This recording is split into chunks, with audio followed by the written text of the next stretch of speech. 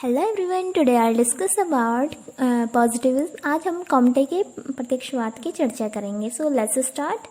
तो जो कॉम्टे थे उन्हें father of positivism that is प्रत्यक्षवाद का जनक भी कहा जाता है। जैसे कि हमने लास्ट लेक्चर में देखा था कि लॉ ऑफ 3 स्टेजेस होती है, जो लास्ट 3rd स्टेज है दैट इज पॉजिटिव स्टेज, उसी को पॉजिटिविज्म दैट इज प्रत्यक्षवाद से रिलेट कर सकते हैं, और वही पॉजिटिविज्म है जिसमें क्या होता है, निरीक्षण, परीक्षण तथा वर्गीकरण के द्वारा समाज का अध्ययन किया जाता है। ओके, तो जो कॉम्टे थे उनका मानना था कि जो नेचुरल साइंस है उसमें क्या होता है, साइंटिफिक मेथड से स्टडी होती है। तो ऐसे ही हम सोशल साइंस में भी साइंटिफिक मेथड के आधार पर स्टडी कर सकते हैं। जैसे सनसेट होता है, सनराइज होता है, हमारे डे नाइट होते हैं, हमारे सीजन चेंज होते हैं।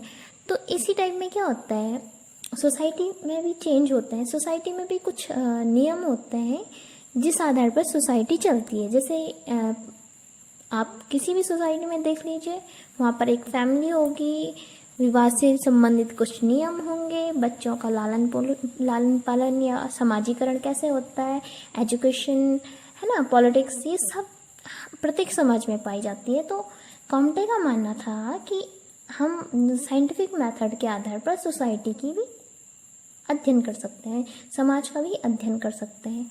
तो इसी आधार पर जो वर्गीकरण, निरीक्षण, परीक्षण तथा वर्गीकरण क्या है, प्रत्यक्षवाद की नींव का आधार है। ओके, तो उन्होंने कहा था कि जो पॉजिटिविज्म दैट इज जो पॉजिटिव स्टेज है, प्रत्यक्षवाद है, वो क्या है, जो लास्ट में हमने पढ़ा था कि जो तीनों स्तर थे ना, तो जो दोनों स्तर हैं दैट इज धार्मिक स्तर और तात्विक स्तर, इन दोनों का विरोध करता है प्रत्यक्ष स्तर। ओके, तो क्योंकि ये दोनों क्या होता है, एब्स्ट्रैक्ट नॉलेज पे बिलीव करते हैं, बट जो पॉजिटिविज्म है वो एक साइंटिफिक मेथड पे अध्ययन कार्य करता है, इसलिए ये दोनों का विरोध करता है। ओके, जैसे हम एक एग्जाम्पल से समझ सकते हैं, जैसे किसी इंसान की डेथ हो गई। ओके, तो जो थियोलॉजिकल स्टेज का होता है वो क्या बोलता है कि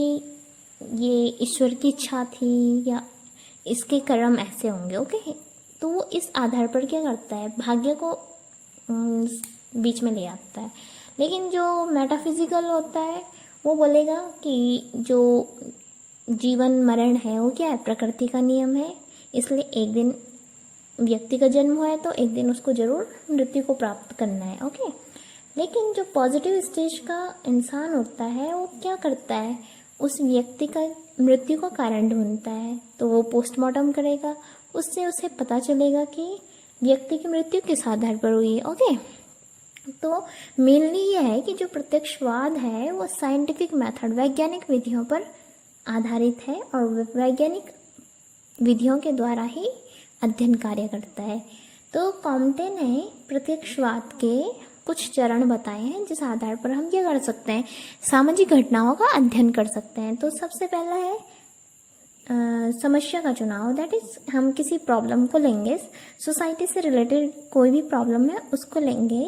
देन सेकंड स्टेज है कि उसमें क्या होता है, हम उस प्रॉब्लम से रिलेटेड डेटा कलेक्ट करेंगे।